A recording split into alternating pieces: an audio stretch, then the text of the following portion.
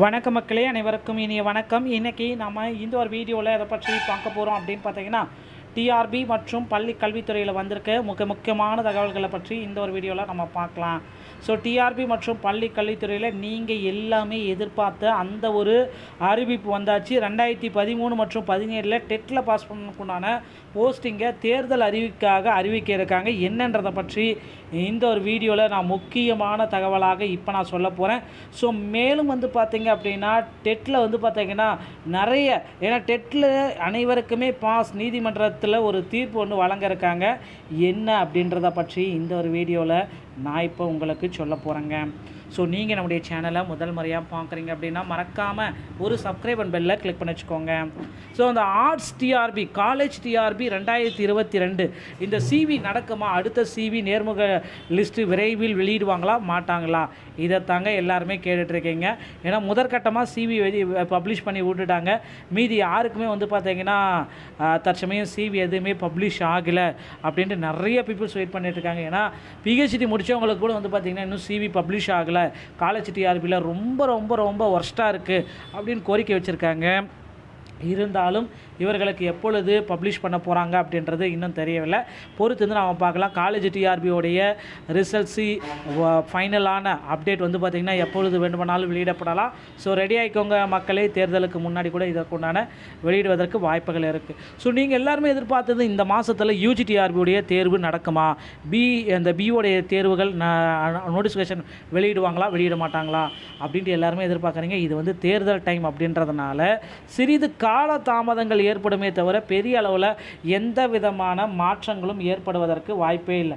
So கொஞ்சம் கால தாமதம் மட்டும்தான் இதில் பண்ணுவாங்களே தவிர பெரிய மாற்றங்கள் இதில் நடப்பதற்கு வாய்ப்பே இல்லை. அதனால் வெயிட் பண்ணுங்கள்.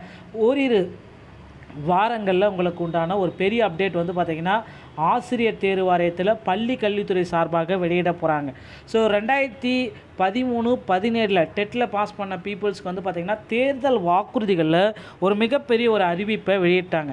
என்ன அந்த தேர்தல் வாக்குறுதிகளில் வெளியிட்ட அறிவிப்பு அப்படின்னா, டெட்டில் பாஸ் பண்ண அனைத்து நபர்களுக்குமே போஸ்டிங், பணி நியமன ஆணைகள் வழங்கப்படும் அப்படின்றது இருக்குது. அதனால் டெட்டில் பாஸ் பண்ண பீப்புள்ஸ் எல்லாமே தற்சமயம் ஆசிரியர்கள் நம்மளுடைய முதல்வர்கிட்ட கேள்விகள் கேட்குறாங்க. ஸோ டெட்டில் பாஸ் பண்ணவங்களுக்கு உடனடியாக பணி நியமனத்தை போடுங்க அப்படின்னு கேட்குறாங்க. ஸோ 2025-26 கல்வியாண்டில் தற்காலிக ஆசிரியர்களுக்கான மதிப்பூதியம் வழங்குவதற்கு நிதி ஒதுக்கீடு பெறப்பட்டது. ஜனவரி 2026 முதல் பிப்ரவரி 2026 வரை மதிப்பூதியம் பள்ளிகளுக்கு நிதி ஒதுக்கீடு அளித்து ஆணைகள் எல்லாமே வழங்கியிருக்காங்க. ஸோ அதை நீங்கள் செக் பண்ணலாம், அதையும் நீங்கள் செக் பண்ணிக்கோங்க. பொறுத்து நம்ம பார்க்கலாம்.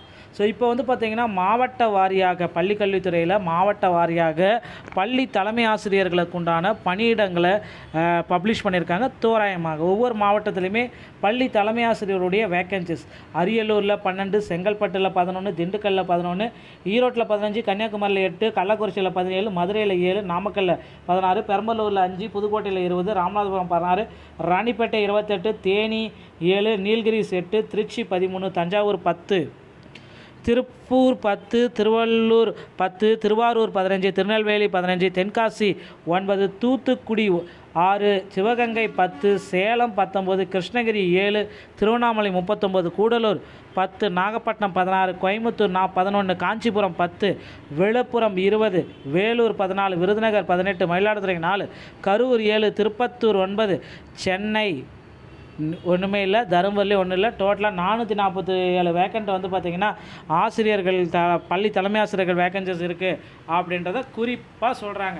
ஸோ இதனால் பார்த்திங்க அப்படின்னா அந்த தலைமை ஆசிரியர்கள் எல்லாமே உடனடியாக போட போகிறாங்க.